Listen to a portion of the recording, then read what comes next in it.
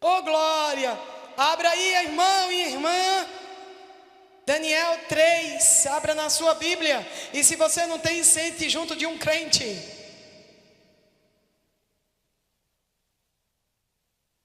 Gente, tem umas Bíblias aí para doação, viu?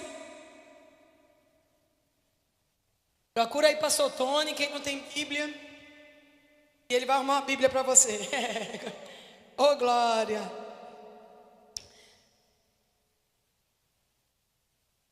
A história conta em Daniel 3. Daniel e Apocalipse são os dois livros proféticos. Muito do que está em Daniel ainda está para acontecer. São livros que complementam um ao outro. São revelações. É tão poderoso esse livro que logo quando surgiu a teoria da evolução e muitos jovens da faculdade de... Agora eu esqueci, uma faculdade bem famosa nos Estados Unidos. Não foi rápido, a outra. Essa, e aí? Isso. Eles estavam totalmente ateus, desacreditados, que Deus não podia mais se levantar na geração deles, porque eles tinham sido convencidos pelos professores, frios na fé, que não existia Deus, não existia milagres. E um grande reitor da universidade da época era um homem santo de Deus, Timothy White. E Timothy White disse o seguinte: eu só quero que todos os que não acreditam mais em Deus, eles venham para o auditório nessa manhã, porque eu vou pregar a vocês só o livro de Daniel, não vou pregar mais nenhum outro livro da Bíblia, e vou convencer vocês do poder de Deus. E diz que ele reuniu todos os jovens ali naquele auditório, e ele discorreu durante 2 horas sobre o livro de Daniel. E você sabe que o Daniel 2 retrata as gerações, os povos, retrata toda a história antiga. Então Daniel 2 fala dos povos gregos, os medo-persas, retratou Alexandre o Grande, retratou o Império Romano quando foi dividido em 10 cidades. E todos aqueles alunos eram muito bons em história antiga. E ele começou a discorrer em Daniel 2.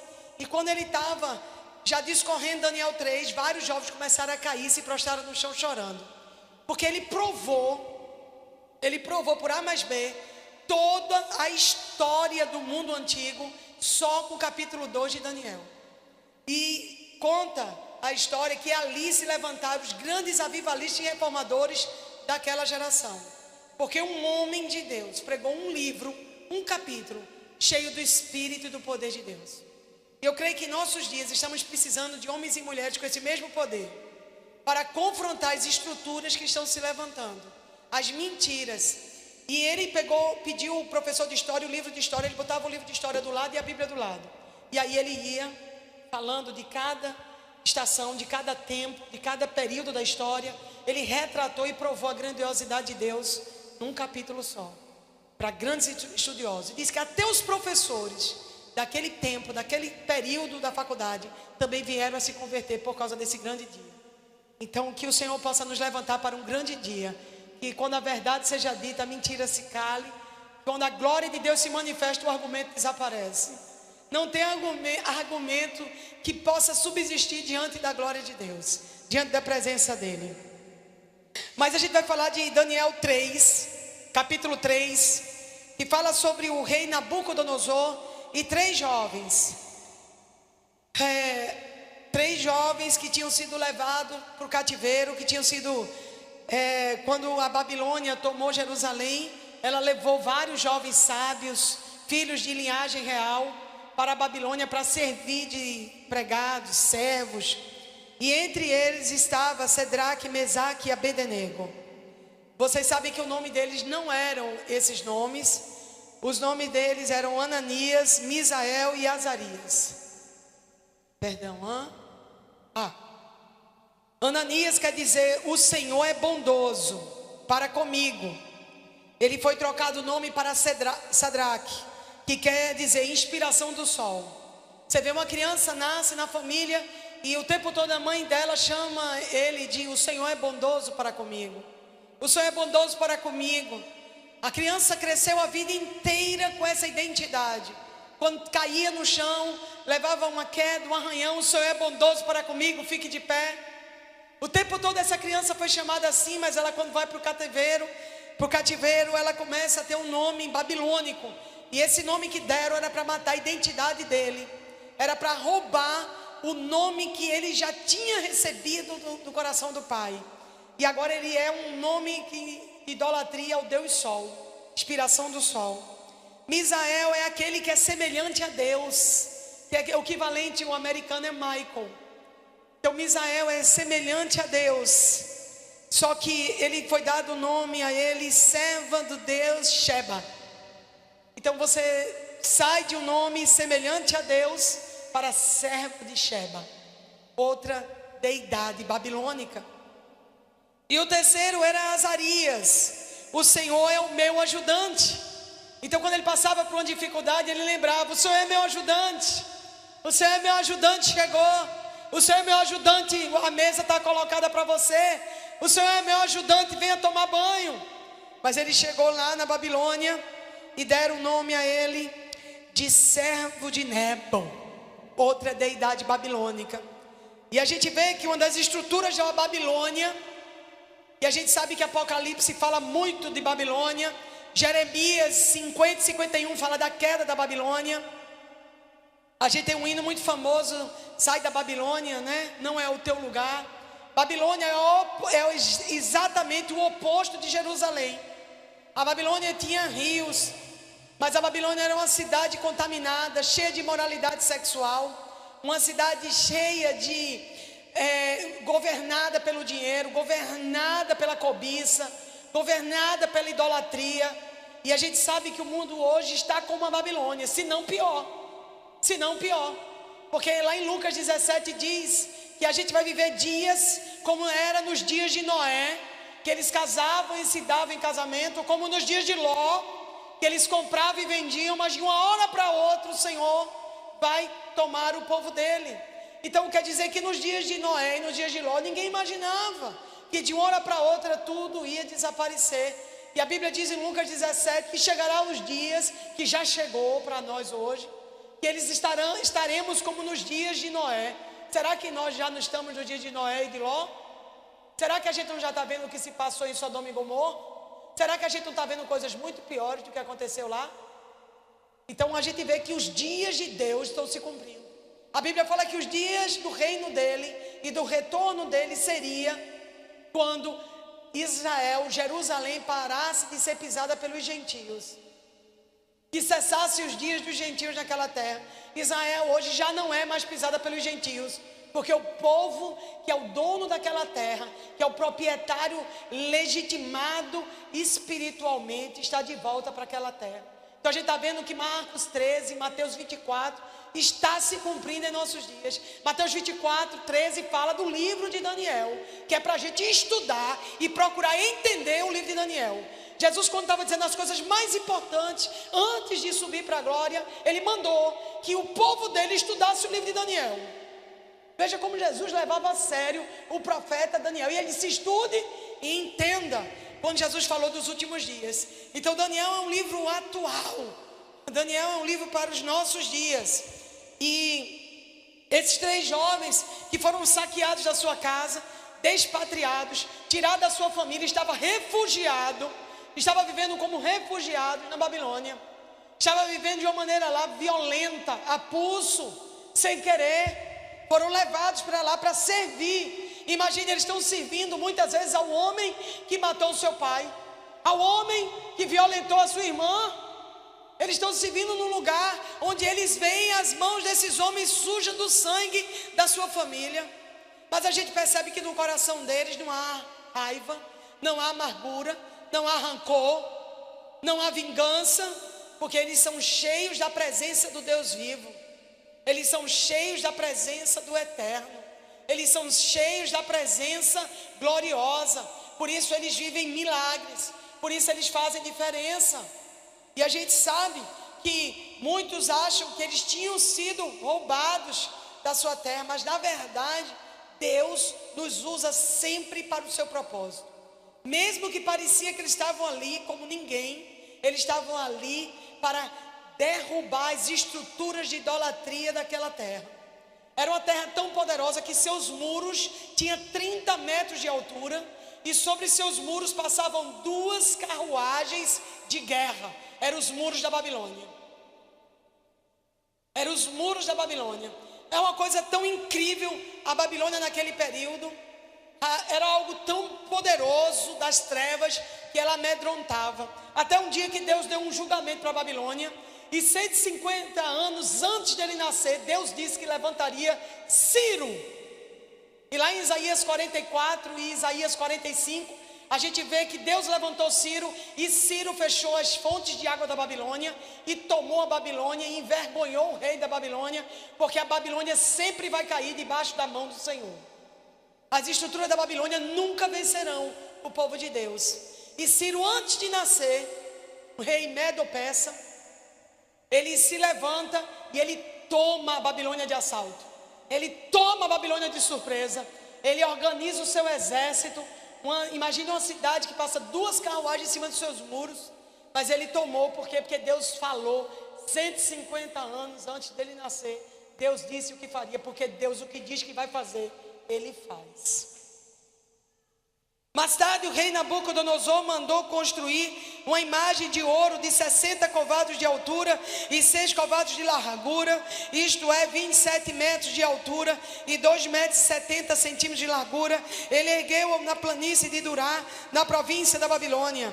Então o rei Nabucodonosor mandou reunir os sátrapas, vice-reis, prefeitos, governadores, os conselheiros, tesoureiros, juízes, magistrados e todos os oficiais da província, para que viesse participar da dedicação da estátua que ele havia determinado que fosse levantada. Nabucodonosor está com um problema muito sério aqui, porque no capítulo 2, ele teve um sonho que a estátua, que era o peito de ouro, ou a cabeça de ouro, peito de bronze, aqui peito de prata, corpo de bronze, e vai descendo, e é ferro, e embaixo ferro misturado com barro, que fala das maiores nações que já existiam na terra, porque o mundo foi dominado algumas vezes. A Babilônia dominou o mundo, o Império Medo-Persa dominou o mundo, o Império Grego dominou o mundo, depois o Império Romano dominou o mundo, mas não conseguiu mais dominar. Nunca mais ninguém conseguiu dominar o mundo. Alexandre o Grande, quando morreu, o seu reino foi dividido. Todos que dominaram o mundo, era essa estátua que ele sonhou, e Daniel teve a revelação, que eram todos os reinos que tinham dominado o mundo, mas que tinham passado do maior ao menor, até chegar aos pés, que eram os pés de barro com ferro, que simboliza as decápolis romanas. Quando o Império Romano começou a enfraquecer, por causa da imoralidade, por causa dos roubos, por causa de tudo que estava acontecendo, ele fica misturado barro com ferro, e Roma perde o seu poderio. Até hoje, ninguém mais conseguiu dominar o mundo. Tentaram, mas até hoje Hitler tentou, não conseguiu. Vários tentaram. A União Europeia tentou, não conseguiu. Nunca mais eles se levantaram para dominar o mundo. E tem mais, nunca mais vão conseguir. Nunca mais, porque o reino de Deus vai se estabelecer, e é esse que vai ser o governo. Mas não quer dizer que eles não vão tentar. Ainda tem aí 10 nações que vão se unir debaixo de um chifre menor. Isso é um estudo mais para frente, escatologia para a gente estudar depois, que vai se levantar na figura do anticristo, na cidade das 7 colinas, que já teve 5 papas que morreu, 2 estão vivos. Vou estudar um pouquinho sobre isso. Mas a gente sabe que vão tentar mais uma vez dominar, mais uma vez vão tentar fazer isso. O socialismo, quase o comunismo, a gente vê que diversas vezes o comunismo quase tomou, aí os muros caem. E nações vão estar sempre sendo algumas de barro e a outras de ferro. A Alemanha hoje é uma nação de ferro, mas a gente vê algumas nações que é de barro, nações esquecidas da Europa. Então a gente vê que a tentativa de se reunir para construir não consegue mais, porque cada área que se levantou, cada sistema mundial, político, econômico que se levantou, caíram. E aqui Nabucodonosor, numa crise de orgulho, ele está construindo uma estátua para ele mesmo, para ele receber a glória. E diz que em seguida o arauto do rei proclamou em alta voz: ordena-te, pois, a todos vós, ó povos, nações e gente de todas as línguas. Quando o anticristo vier, vai fazer o quê? Ele vai tentar fazer a mesma coisa. Isso aqui é um retrato dos nossos dias. Ele vai tentar que povos, línguas e nações se rendam a Ele, que adorem Ele. E assim que ouvides a voz do som da corneta, da flauta, da harpa, da cítara, do saltério, da flauta dupla e dos outros instrumentos musicais, aonde é que o inimigo quer pegar você? Aonde as estruturas que o inimigo trabalha nas mentes? Música. Por isso que a nossa guerra com música é tão séria e tem neguinho que não gosta. A gente tem uma guerra nas estruturas da música. Quando a música tocava, quando o instrumento tocava, era acionado na mente das pessoas, era disparado um clique na mente deles que eles tinham que adorar a imagem feita. A música faz isso com você, ela dispara nas suas emoções, ela dispara nos seus sentimentos, ela dispara em você coisas adormecidas. Você, dependendo da música que você escuta, você recebe o espírito da música, da cítara, da flauta, dos instrumentos que forem. E a gente precisa entender isso, né? Então a gente percebe, quem é do pagode sabe como é que anda pagodeiro. Tem um jeito de andar, tem um jeito de se vestir, tem um jeito de usar, tem um jeito de falar, tem um tipo de mulher que ele gosta. Como é que se veste o roqueiro? Ele veste com um tipo de roupa, ele bota determinadas coisas em cima dele, ele gosta de um tipo de mulher, ele libera um espírito no lugar. Não é verdade? Você pode ver, cada pessoa que gosta de um tipo de música, gosta e se veste parecido. Quem é que curte? Zélia Ducan, Carolina, Ângela Rorô. Isso é velho pra caramba, gente.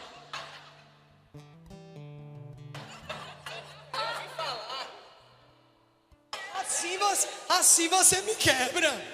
Aí você foi para Gal Costa, Bethânia, pelo amor de Deus, Maria Bethânia. Que é isso, eu estou aqui no pessoal mais jovem, estou aqui na turma da luz. Mas o que é que libera esse espírito? Não é verdade? Aí você vai para uma ruedeira, uma música romântica ruedeira, né? E aí você vai ter outro espírito sendo liberado. Então a gente percebe que quando esses determinados instrumentos musicais tocavam, era acionado um clique nas pessoas, era acionado uma janela killer na pessoa. E a gente precisa entender isso em nossos dias, porque o meu povo perece porque lhe falta conhecimento da verdade. Tem gente que pode escutar tudo, ouvir tudo e acha que não tem nada demais. Nada que existe na terra, nada existe sem valor. Tudo repercute em alguma coisa. Tudo libera algo. Nada que você faz, um gesto que você faz liberou algo. Uma cara que eu faço aqui na frente está liberando algo. Tudo que você faz está liberando algo. Nada é parado, porque o mundo é vivo. E aqui diz que todos tocando juntos, vos ajoelhareis com o rosto rente à terra, e assim prostrados deverei adorar a imagem de ouro do rei Nabucodonosor edificou. Quando nós temos alguém que nós gostamos muito, nós dizemos, ele é o meu ídolo. E o seu ídolo, quando você bate palmas, ele recebe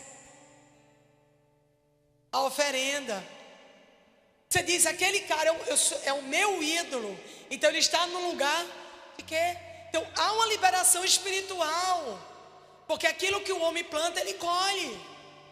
Então você está liberando espiritualmente uma verdade nas suas demonstrações, nas suas preferências. E aqui diz que quando eles escutavam esses instrumentos que eram tocados, eles se ajoelhavam.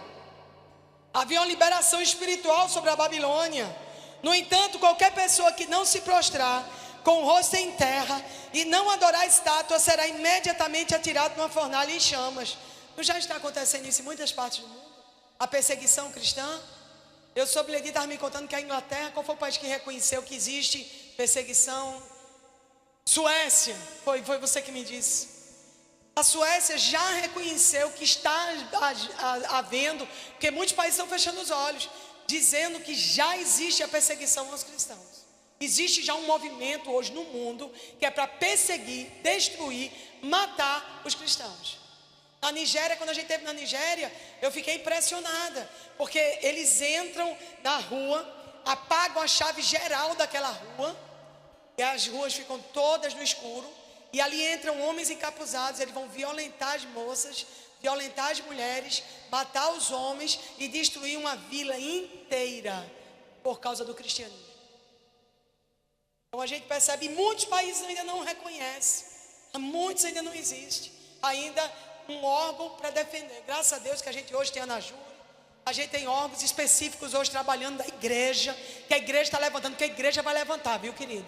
A igreja já levantou advogados, a igreja vai levantar economistas, a igreja vai levantar arte, a igreja vai levantar professores, a igreja vai levantar, porque a lei sairá de Sião. Amém?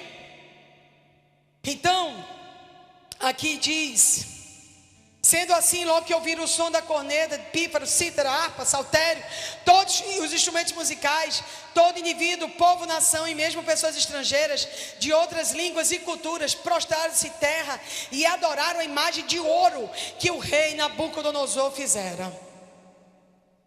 Nesse momento, alguns conselheiros e astrólogos se aproximaram do rei Nabucodonosor e denunciaram os judeus. Olha aqui a perseguição. Alegando: ó rei, vive eternamente, tu declaraste que todo homem que ouvisse o aviso emitido pelo som da corneta, da flauta, aí ele vai repetir, da cítara, e ele vai prostram-se em terra, e qualquer pessoa que não se prostrasse e adorasse seria lançada numa fornalha de fogo ardente. Quer dizer, quando a música toca, tem que liberar um determinado espírito, e se eles não estão com esse espírito da Babilônia, eles têm que morrer, eles têm que ser destruídos, eles têm que ser erradicados. Por quê? Porque há uma liberação espiritual da Babilônia, há uma liberação dos costumes da Babilônia, da cultura da Babilônia, do dinheiro da Babilônia, há uma liberação dos pensamentos da Babilônia. Você acha o quê? Vá hoje dizer que você é contra dois homens se beijando em algum lugar? Pode dizer que você não gostou? Tente dizer, não quer dizer que a gente não aceita as pessoas, não. Nós amamos o ser humano, nós amamos aquela vida, mas nós não aceitamos o que eles fazem. Mas vá hoje dizer isso, vai dizer que você não está gostando, para ver o que lhe acontece. Porque a Babilônia, quando ela emite os valores dela, ela vai colocando você no canto da parede. Eu gosto muito de um pastor alemão, que ele foi um dos únicos que defendeu o que estava acontecendo com os judeus. Todos os pastores daquele período, daquela localidade, se calaram. E ele escreveu uma poesia que diz: quando levaram os socialistas, não, eu não lembro bem, mas ele foi dizendo várias pessoas: quando levaram os ciganos eu me calei, quando levaram os sindicalistas eu me calei, quando levaram os judeus eu me calei, quando me levaram não tinha ninguém mais para falar. A gente vai se calando, vai deixando, e a Babilônia vai tomando espaço, a gente vai se acostumando. Uma das técnicas hoje da mídia é você aceitar as coisas por acostumar. Você, primeira coisa, quando você vê um acidente de carro, você rejeita. Quando você vê uma criança apanhando, você rejeita. Mas está provado que a mente humana, quando ela vai vendo várias cenas de acidente, várias cenas repetitivas, a mente humana acha que aquilo é natural. Ela vai se acostumando. A mídia hoje trabalha na mente humana para fazer isso comigo e com você. Quanto mais a gente assiste novelas, filmes com relacionamentos de adultério, e você tem uma hora que você acaba torcendo para quem está adulterando. Ele faz a trama e o enredo de tal forma que você fica com raiva do marido ou da esposa e torcendo pelo amante. A mídia leva você a pensar como ela quer que você pense. Ela trabalha, os marqueteiros trabalham noite e dia para você achar que precisa daquele carro, para você achar que precisa daquele sapato, para você achar que precisa de determinado cartão de crédito. Então quem tem um cartão de crédito está numa mesa bem bonita com a esposa, os filhos e um cachorro. E aí você começa a achar que se você não tiver determinado produto, você não vai ficar tão bem quanto aquelas pessoas que você vê repetidamente. Essa mesma mídia trabalha com você no final do ano, Natal. Você acha que tem que ter uma roupa nova, Porque foi colocado em você. Todos os filmes que foram produzidos, tudo que foi feito para você consumir. Então a sua mente é trabalhada de acordo com o que a mídia quer. Nós muitas vezes somos só marionetes de uma mídia dominante. E dependendo da influência da mídia, você tanto pode ir para a esquerda como para a direita. Por exemplo, a mulher. A gente sabe que desde o Jardim do Éden, Satanás tem uma luta contra a mulher. Satanás nos odeia. E a gente sabe que o Senhor disse que ela morderia nosso calcanhar e nós pisaríamos na cabeça dela. A serpente foi enganada quando Maria, foi vencida quando Maria gerou Jesus. Quando Maria, no ventre de uma mulher, foi gerado um Salvador, ali a serpente ficou debaixo da autoridade de uma mulher. Que ela estava gerando o Salvador do mundo. Mas a gente percebe que no Ocidente, o que é que faz para desvalorizar uma mulher? O que é que faz para acabar com a identidade de uma mulher? O que faz para destruir a proteção que toda mulher deveria ter? O que é que faz para destruir o amor próprio, o cuidado, o zelo que ela tem com o corpo dela? A mídia hoje trabalha terrivelmente expondo as mulheres como se fosse numa casa de açougue. Então elas estão expostas, as partes do corpo delas são expostas em comerciais, em carros, são expostas em programas da televisão, mulheres na banheira, mulheres com pouca roupa, mulheres no motel, mulheres em programas que mostram o corpo da mulher exposto. Isso é a direita. Aí a gente vai para o Oriente, a esquerda. A gente pega essa mesma mulher, esse mesmo corpo, essas mesmas curvas e a gente bota uma burca nela. E a gente tira todo o direito que ela tem de rir, de chorar, de sonhar, de votar, de ser livre, de exercer uma profissão, de não apanhar. Elas são arrancadas de todos os seus direitos e amarradas numa burca, amarradas num cinto, numa estrutura de total abuso de poder, e onde essas mulheres não podem exercer nada a não ser morrer. Existem duas mulheres aqui, uma da direita e outra da esquerda. A ação é a mesma, só muda o cenário. Sabe o que é isso? A mídia dominante. A mesma mídia que diz que lá isso é normal é a mesma mídia que diz que aqui é normal. E nós viramos joguetes. Então os homens dessa localidade pensam que mulheres têm que ser expostas, usadas, não amadas, não protegidas. Fogem totalmente do padrão bíblico. Porque quando Deus criou o mundo, quando Deus criou o Jardim do Éden, Deus criou o pé da jaca, o pé da manga. Deus criou os ursos, Deus criou os animais, Deus criou tudo. E depois que estava tudo pronto, Ele criou a mulher. O que é que Ele estava querendo dizer? Homem, só leve um exemplar desse para casa quando você estiver disposto a cuidar dela emocionalmente, espiritualmente, financeiramente. Porque quando Deus sonhou dar uma mulher para um homem, Ele já tinha preparado tudo. Em lugar nenhum da Bíblia diz que a mulher tem que amar o marido como Cristo amou a igreja. Mas Deus disse para o homem: ame as suas mulheres como Cristo amou a igreja. Sabe por quê? Porque Ele sabe que quando um homem ama a mulher, ela é submissa a Ele.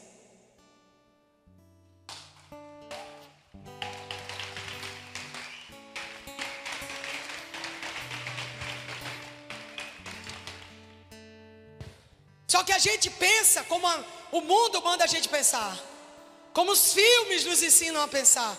De tanto nós vemos determinados comportamentos, nós achamos que são comportamentos aceitos e nos acostumamos com ele. Eu sempre digo às minhas filhas: quer ver se o cabra vai dar bom marido ou não? Vê como é que o pai dele trata a mãe dele. Aí você vai saber se esse menino vai ser bom. Observa o pai dele, observa se ele honra a mulher, observa se ele cuida, se ele protege.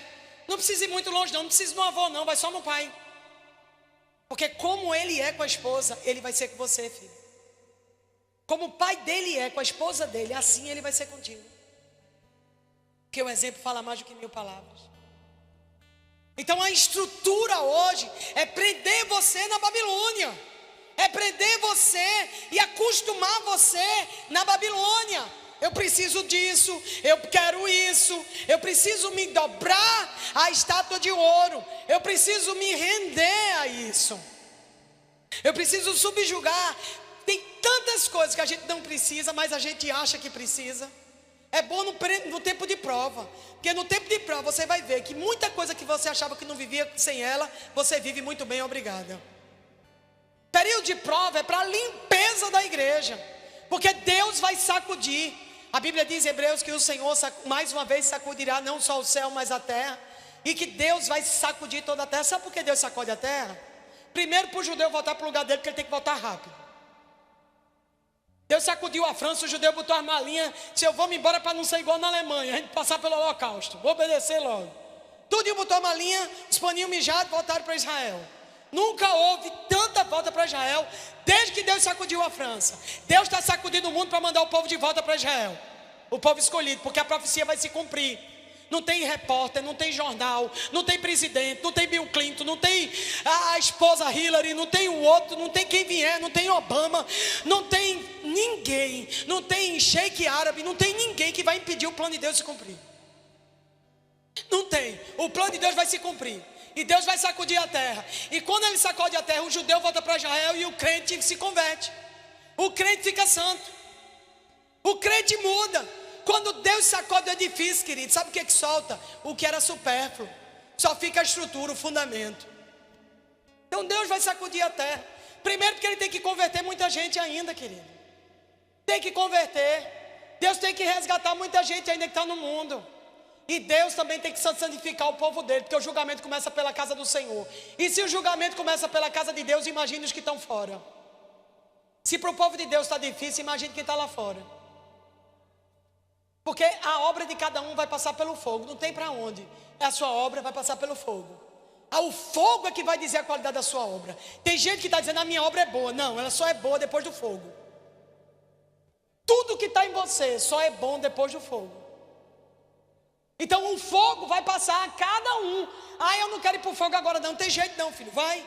Tu pode sair e a obra fica queimada. Ou tu pode passar tu e a obra que você fez.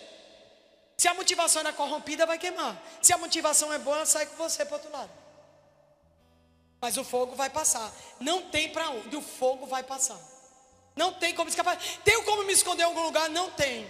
Deus sabe seu CPF, sabe onde você se esconde, sabe quando você deita, quando você dorme, o seu levantar, até esses poucos fios de cabelo que ele tem, ou esses muitos que você tem, ele já contou todos eles.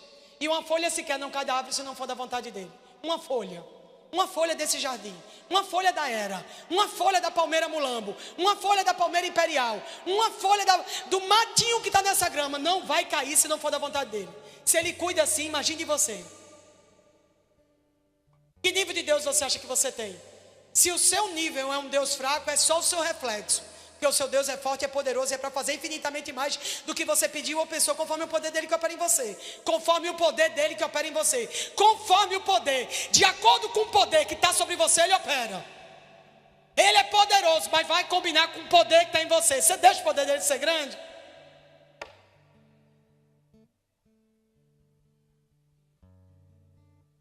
E contudo, alguns homens judeus que tu nomeaste para zelar pelos negócios da província da Babilônia, Sadraque, Mesaque e Abednego, que não fizeram caso de ti nem da tua ordem, ó rei, não cultuam teus deuses, tampouco adoram a imagem de ouro que tu ergueste. Olha quantas coisas eles tinham contra ele. Não cultuava os deuses, não seguiram as ordens deles, e nem tampouco adoraram a imagem. Porque é o seguinte, tem muita gente que gosta de ir para a Babilônia, e diz, mas você está vendo, Daniel foi usado na Babilônia, Sadraque, Mesaque e Abednego também, é verdade, eles serviam a mesa na Babilônia, mas eles não comiam da mesa da Babilônia. Tem uma coisa bem diferente, você servir na mesa do rei da Babilônia, e tem outra diferente, você comer na mesa dele. Eu já servi a muita gente da Babilônia, mas eu não como na mesa deles não. Eu sirvo, mas eu não como. E a gente tem que saber essa diferença. Uma coisa é você servir na mesa, e outra coisa é você comer do que ele come. Porque desde o primeiro momento que eles chegaram na Babilônia, eles decidiram não se contaminar com as coisas da Babilônia. Eles decidiram se abster das coisas da Babilônia. Eles passaram 10 dias no jejum, e eles só comeram o alimento deles, que era frutas e cereais. E quando terminou os 10 dias, eles eram mais fortes do que todos os outros rapazes da Babilônia. Sabe qual a diferença na vida de um jovem? A força dele de onde vem? Vem de decidir não se contaminar com as coisas da Babilônia. E ele só tinha 17 anos, longe do pai e da mãe. Mas eles não se contaminaram.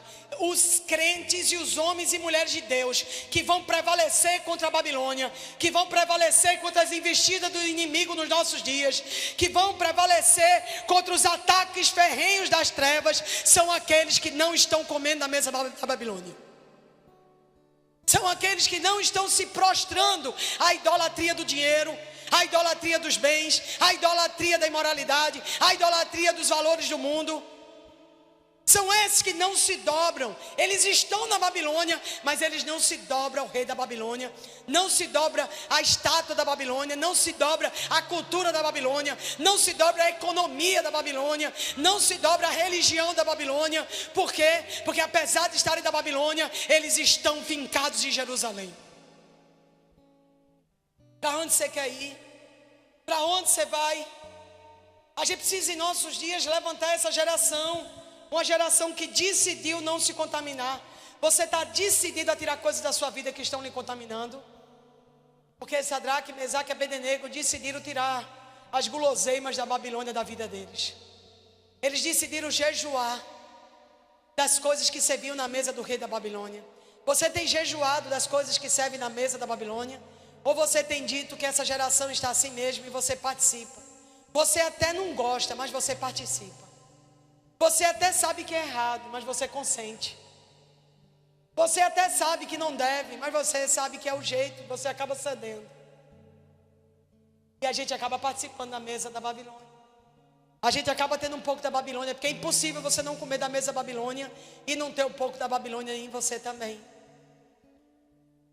E Nabucodonosor lhe questionou: Sadraque, Mesaque e Abednego, é mesmo verdade que tu não cultuais aos meus deuses, nem adorais as estátuas de ouro que edifiquei? Pois de agora em diante fica atento, quando ouvires o som da corneta, da flauta, da harpa, da cítara, do saltério, da flauta dupla e de todos os demais instrumentos, entoando suas músicas. Quer dizer então que tem música da Babilônia e tem música que é de Jerusalém. Olha, não sou eu que estou dizendo, é a Bíblia. Eu sei que a Babilônia às vezes dá dinheiro. Eu sei que a Babilônia às vezes, faz sucesso. Mas aqui está falando, quando tocarem entoando as suas músicas. Então tem música que é da Babilônia e tem música que é de Jerusalém. Tem música que libera espírito da Babilônia, tem música que libera espírito de Jerusalém. Faz o seguinte, você que gosta muito de música da Babilônia, você quando sair de casa para trabalhar, a casa ficar só, você bota a música que você gosta bem alto, e fecha a porta da casa. Mas antes de fechar, você diz assim: eu desejo que todos os demônios que estão nessa música se manifestem na minha casa hoje. Ué, você não gosta? Convida, ué. Qual o problema? Aí você volta para casa mais tarde. Você não estranha não que às vezes você está bem com sua esposa, depois você briga? Você não estranha não que sua casa às vezes está numa calma, de repente uma coisa aparece, um vento estranho aparece, começa a pegar todo mundo? Você acha que as coisas não têm governo espiritual, querido? Tudo tem um governo espiritual. Leva alguém bem fedido para a tua casa, para ver que cheiro fica a sua casa. Depois leva alguém bem cheiroso. Você acha que as coisas não têm efeito não? Come rato para você ver. Depois come um franguinho assado. Depois você me conta como foi lá a sua experiência no reservado. O que entra sai, amor.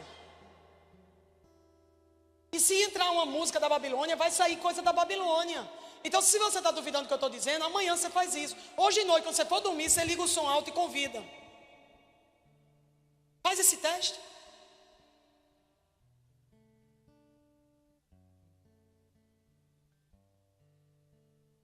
Cadê os grandes ídolos da música? Cadê os grandes roqueiros? Onde estão? O herói deles morreram de overdose. O meu morreu na cruz.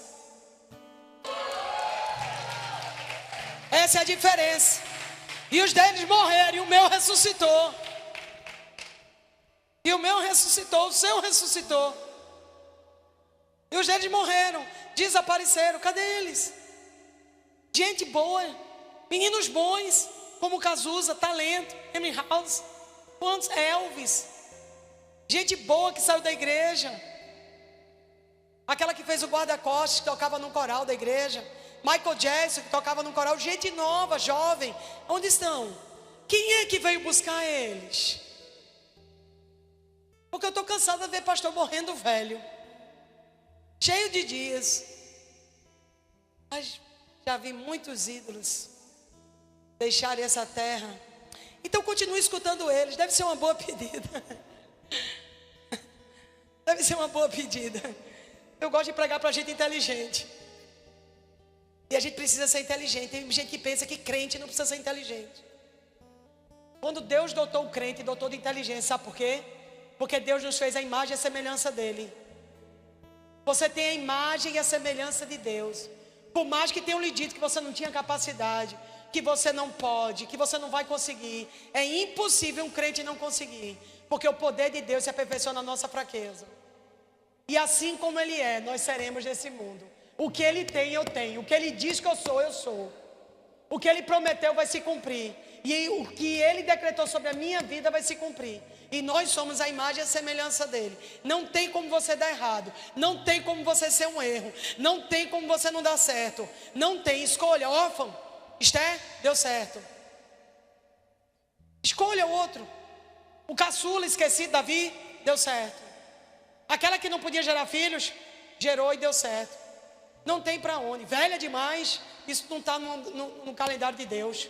Noemi foi restaurada quando imaginou que não tinha mais filho nem marido. Deus restaurou ela. Me diga alguém. Manco, Mefibosete, deu certo. Gago, Moisés, deu certo. Frouxo, Josué, deu certo. Não tem como. O que nos torna aprovados e vitoriosos é estarmos em Cristo. Não é a nossa linhagem, não é o nosso DNA. Você pode vir gago, mancando, troncho, sem nada. Mas se você for de Jesus, você vai dar certo.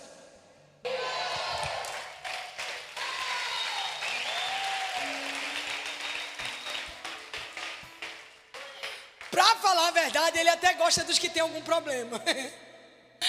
Ele tem um apego assim, todo especial. Aqueles que são mais limitados é que ele gosta mais.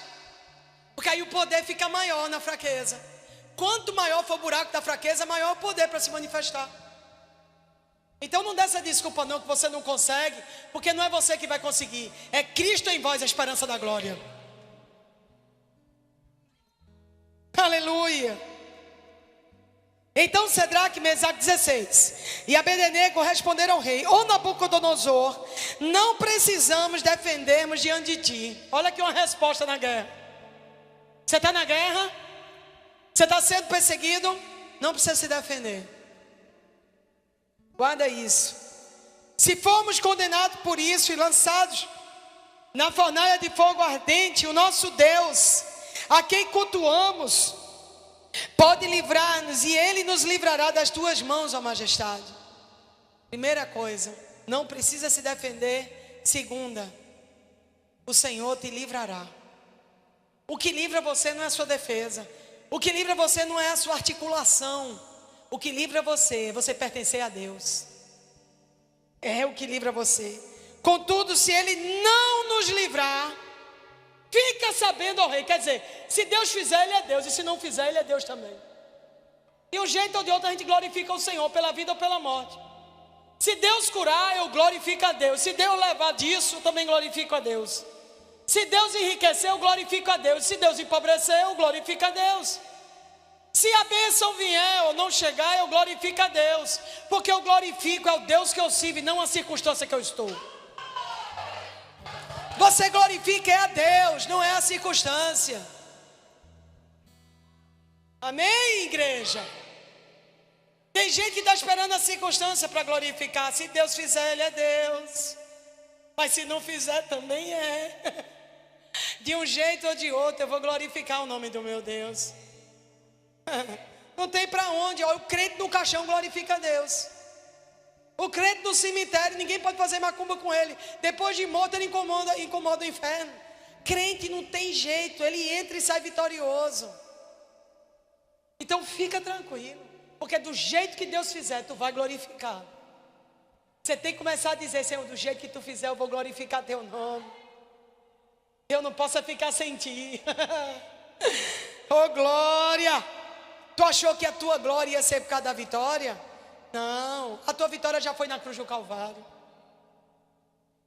Contudo, se ele não nos livrar, fica sabendo, ó rei, que não cultuaremos aos teus deuses, tampouco adoraremos a estátua que ergueste. Eita, quem está precisando de crente assim nesses dias. Não se defendeu, né? Pode botar na fornalha de fogo, que o nosso Deus pode nos livrar. E se não livrar, eu estou na mão dele. E mesmo que ele não me livre, eu não me desço ao seu Deus. Diante disso, Nabucodonosor ficou tão enfurecido, e seu rosto transfigurado, quer dizer, ficou endemoniado, em ódio, e deu ordens expressas para que a fornalha fosse aquecida 7 vezes mais. Quer dizer, para o povo lá comum da Babilônia, a fornalha estava num ponto. Quando o crente chegou, mandou subir a temperatura 7 vezes mais. Lá vem crente aí, sobe 7 vezes mais.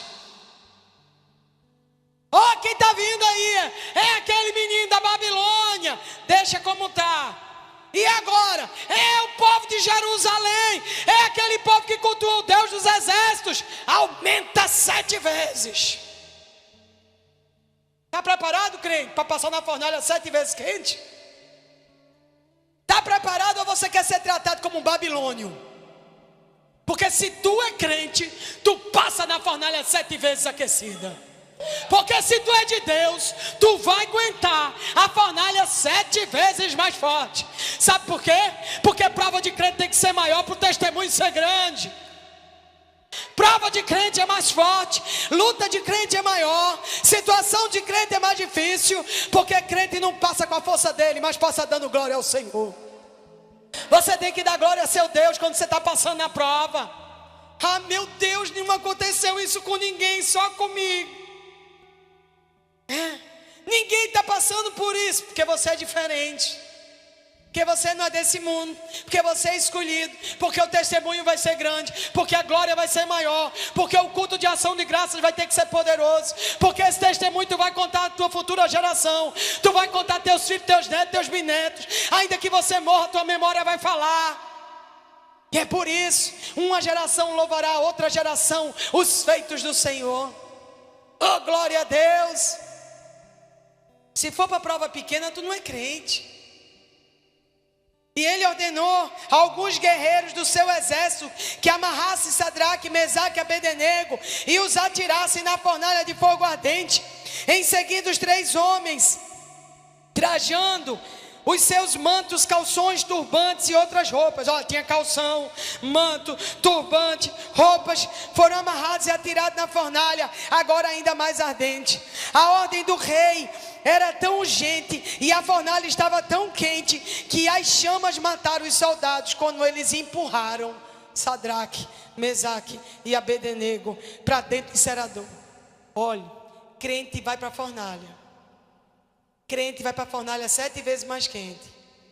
Mas ai de quem empurra o crente para a fornalha. Fornalha está para crente 7 vezes mais quente. Mas ai daquele que se levanta contra o ungido do Senhor. Ai daquele que trisca. Peraí que eu vou botar o pé para ele cair. Eu vou botar o pé aqui para o crente levar uma trombada. Eu vou tentar prejudicar ele aqui com o chefe. Eu vou dar uma queimada nesse crente aqui agora no escritório. Peraí que eu não aguento esse crente dando glória aqui, aleluia, o tempo todo. Eu vou dar um jeito aqui desse crente desaparecer. Meu filho, não faça isso não. Em nome de Jesus, desista. Olhe, diga a quem está lhe empurrando para a fornalha, desista. Por amor a você, desista, porque você vai ser incinerado. Ai de quem se levanta contra quem Deus tem propósito. Está parecendo o culto da Assembleia de Deus aqui hoje.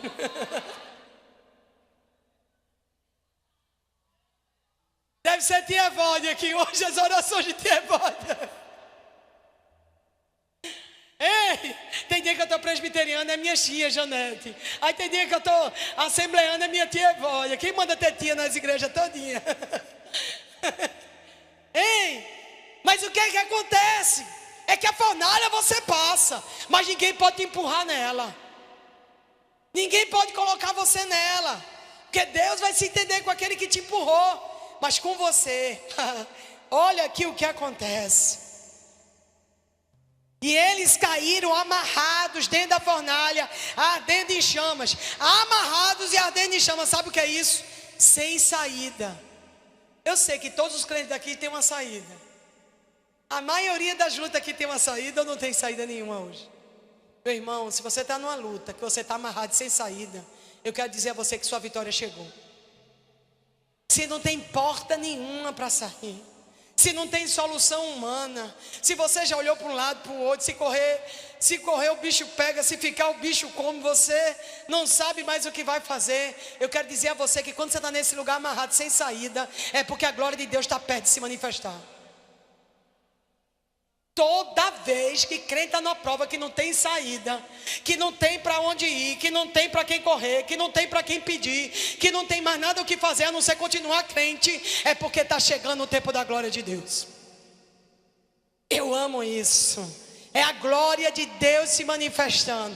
Deus leva a gente a um lugar aonde você não tem mais força humana, aonde você não tem mais socorro humano. Aí a glória dele vai começar a se manifestar. Tem que continuar crente, viu, amado, para ver a glória de Deus. Mas logo depois o rei Nabucodonosor, assustado, levantou-se depressa, indagou seus conselheiros: não lançamos 3 homens amarrados dentro da fornalha em chamas? E todos responderam: sim, ó rei, assim fizemos. Então o rei exclamou: pois então veja isso, há 4 homens desamarrados lá dentro.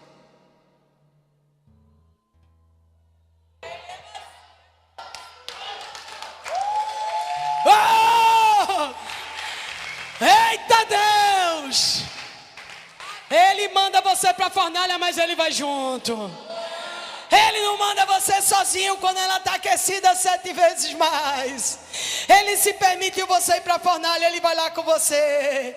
Não te deixarei, não te desampararei, estarei contigo todos os dias, até a consumação dos séculos. Senhor, eu vou ter que ir ali, eu vou com você, você não é meu.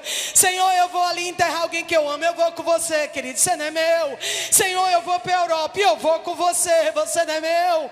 Aonde você for, é Ele que te leva, é Ele que te guia, é Ele que te sustenta, é Ele que te provê, é Ele que faz, é Ele que opera, é Ele que cura, é Ele que liberta, é Ele que batiza no Espírito Santo, é Ele que opera maravilhas e milagres, é Ele que faz prodígios, é por Ele e para Ele. Não há nada que Ele não possa fazer, não há nada que seja impossível. É quando Ele vai e quando Ele avança, Ele leva você. Aleluia! Aleluia! Estava amarrado, não tinha saída. Agora tem 4 passeando desamarrados, e lá dentro nada sofrem. Eita! Isso só acontece que o povo não entende. Como é que eles estão tão felizes numa prova dessa? Tem gente que come filé, chora. A gente come um peitinho de pombo e está rindo. Como é que pode um negócio desse? Esse povo come cuscuz rindo. Estou aqui comendo o melhor na mesa da Babilônia, não tem uma risadinha para mim. Não dá para explicar. Quando Jesus está, a graça vem. E eles estão desamarrados, nada sofre, estão ilesos. E o 4º homem é parecido com o filho dos deuses. Eita Deus! Apressadamente Nabucodonosor aproximou-se da entrada da fornalha e em chamas gritou: Sadraque, Mesaque, Abednego, servos do Deus Altíssimo. O rei da Babilônia teve que engolir quem era o Deus de Sadraque, Mesaque e Abednego. Servos do Deus Altíssimo. Olha, Satanás, quando tu me chamar, tu me chama dizendo a quem eu pertenço. Porque quando eu aparecer, tu vai correr. Porque quando Deus nos dá um nome, ninguém pode tirar. Eles trocaram o nome deles, tiraram eles de Jerusalém, colocaram eles como escravo, mas não puderam mexer no Deus que eles serviam. E por não mexer no Deus, eles estavam perfeitos em todas as situações e com toda a autoridade. Você tira tudo de um homem, mas você não pode tirar Deus do coração desse homem. E se você não tira Deus, você não tirou a vitória desse homem. Ele pode estar só o pó, mas esse pó aí vai se virar e se levantar num grande exército. Oh glória, isso. Pastor Gustavo só queimou o que prendia. E o quarto homem parecido com o filho dos deuses, apressadamente os sátrapas, os prefeitos, os governadores. Olha aqui a política envolvida. Vai acontecer de novo. Política e Estado e igreja vai se misturar de novo, aguarde. Já estão se preparando para fazer isso. Vai andar de novo junto, vai misturar de novo. Vai misturar.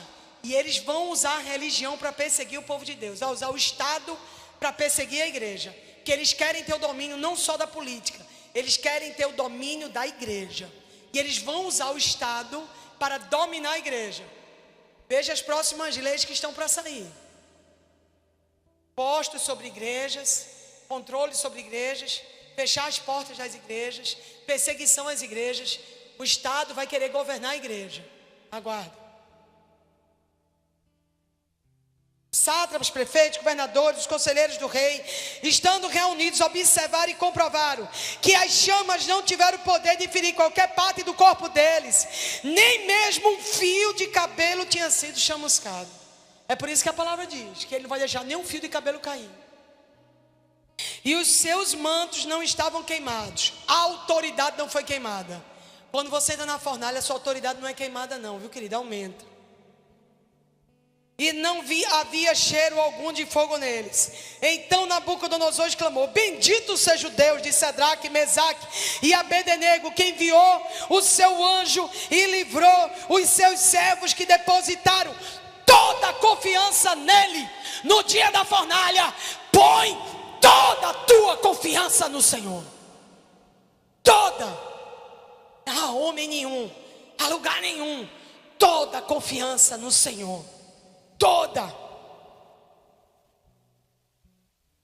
Desafiando a ordem do rei, preferiram abrir mão de suas próprias vidas a prestar culto e adoração a outro Deus que não fosse o seu Deus. Isso aqui é um ímpio falando, viu gente?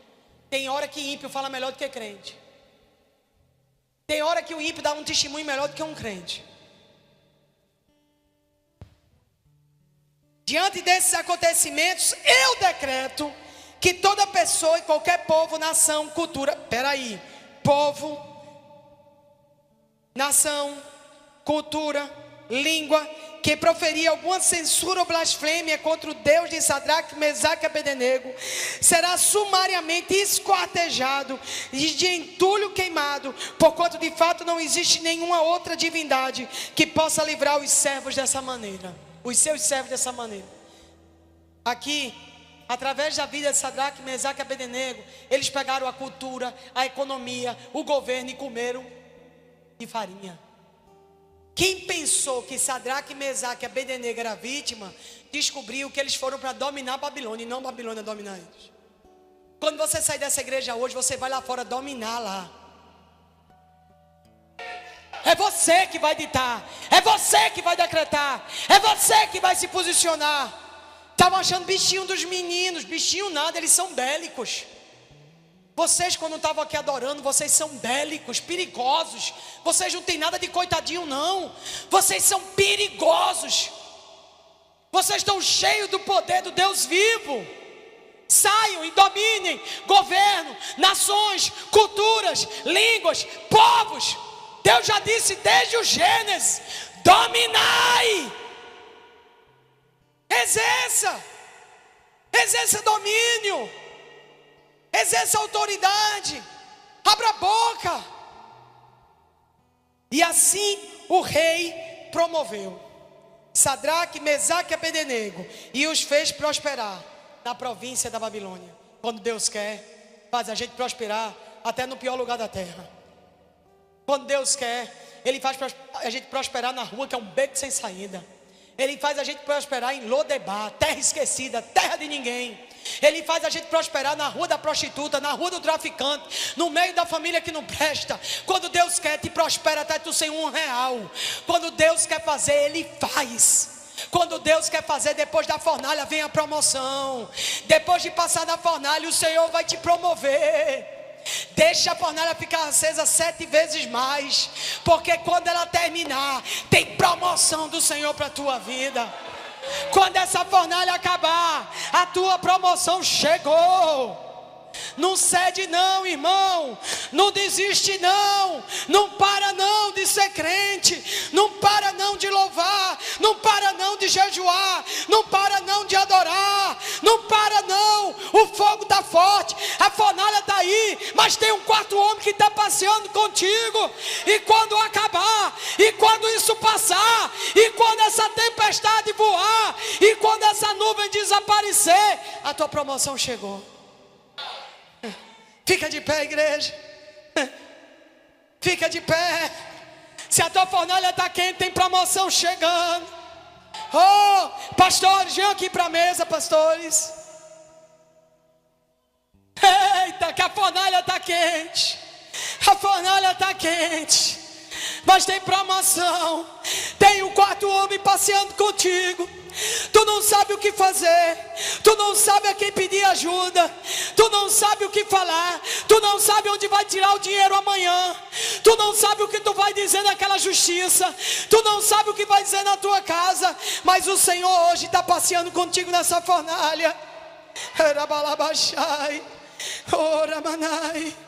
Vai ter promoção aqui nessa igreja. Vai ter promoção na família 61.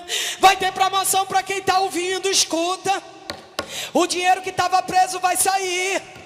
Aquilo que estava amarrado vai soltar. Hoje é dia de milagre. Xaramanai. Oh, Erebalabachai. Eis que eu preparo uma mesa na presença dos vossos adversários. Eu unjo a sua cabeça com óleo e o seu cálice transborda. Tem uma mesa aqui lembrando. Tem uma mesa aqui lembrando para você. Tem uma mesa aqui lembrando o que Jesus fez na cruz. E a gente hoje está aqui em memória dele, lembrando que o mesmo poder que operou nele, que levantou da morte, está operando aqui hoje para quebrar cativeiro, para curar a enfermidade, para mudar a sorte, para mudar o destino, para abrir porta onde você não imaginava que tinha, para mudar o coração de alguém de coração duro. O Espírito de vida que atuou em Jesus, ele está aqui, ele está operando aqui. Ele é o quarto homem na fornalha, ele é o quarto homem nessa igreja, ele é o Senhor, ele é o pastor, ele é o bispo da nossa alma, ele é o apóstolo dos apóstolos, ele é o Senhor, e ele está com você nesse lugar. Deus está querendo aumentar a tua fé, querido. Deus está querendo te dar uma injeção, mas não é uma injeção de ânimo não, é uma injeção de leão. É uma injeção que você vai ficar com cara de leão. Pode sacudir a juba que a caça chegou. Pode sacudir a juba que a caça chegou. Tem caça hoje pro leão.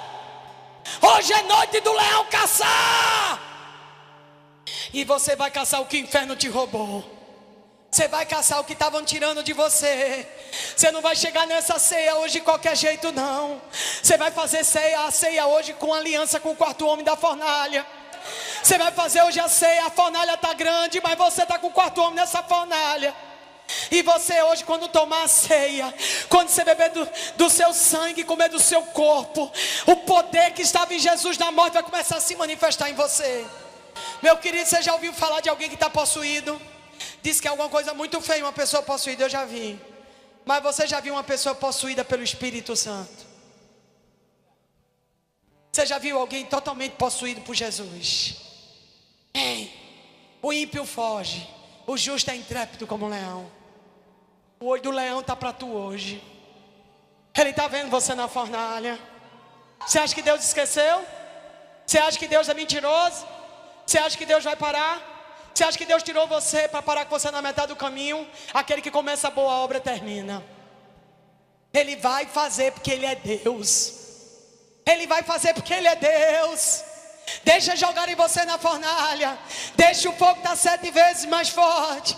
Deixa a luta aumentar. Deixa você ficar sem saída. Você só vai glorificar e vai passar. E vai glorificando e vai passando. E vai glorificando e vai passando. Rebaixai, Espírito de vida, se move hoje, Pai, nas fornalhas que estão acesas. Jesus, se move na fornalha hoje, Jesus. Mostra a tua glória na luta que os nossos irmãos estão passando. Mostra a tua glória na nossa luta. Mostra a tua glória no aperto. Mostra a tua glória na enfermidade. Mostra a tua glória, Senhor, porque muitos estão sem saída. Muitos estão debaixo de muito aperto. Vem com a glória maior essa noite. Quando eles começarem a tomar a ceia, eles vão ficar bélicos. Eles vão ficar perigosos. Eles vão ficar cheios do teu Espírito. Espírito de Deus, como igreja nós pedimos perdão pelos pecados, por ter prevaricado, por ter esquecido os teus mandamentos e não ter guardado os teus decretos, porque andamos longe da tua vontade. E a tua palavra diz: agrada-te do Senhor e Ele satisfará os desejos do teu coração. Perdão, porque andamos longe da tua vontade. Perdão pelo nosso pecado. Perdão pelo nosso coração duro. Perdão, Senhor, nós nos arrependemos, porque não queremos chegar nessa mesa de qualquer jeito. Não queremos ceiar de qualquer maneira. Não queremos ceiar para nossa própria condenação. Por isso a tua palavra diz: se confessarmos os nossos pecados, o Senhor é fiel e justo para nos perdoar de todo o pecado e nos purificar de toda injustiça. Nós pedimos perdão. Nós clamamos a Ti, Senhor. A gente passa na fornalha, mas a gente passa contigo, porque a gente sabe que quando esse fogo terminar e quando chamarem o nosso nome, a nossa promoção já chegou. Nós permanecemos fiéis até o fim, porque não somos dos que retrocedem, mas nós somos dos que avançam para o destino final. Nós te agradecemos, Senhor, que essa palavra, que esse mandamento, que esse movimento comece a mover dentro de nós, comece a mover dentro da nossa casa. Esse mistério comece a se espalhar, esse mistério comece a tomar o nosso coração. Que línguas novas venham em nossos lábios, que um novo louvor venha em nossas bocas. Senhor, nos ensina a andar diferente, a ter um passo diferente, a ter um deitar e um levantar diferente. Faz mistério em nossos caminhos, confunde o inimigo. Nós clamamos a Ti em nome de Jesus. Amém. A Ele.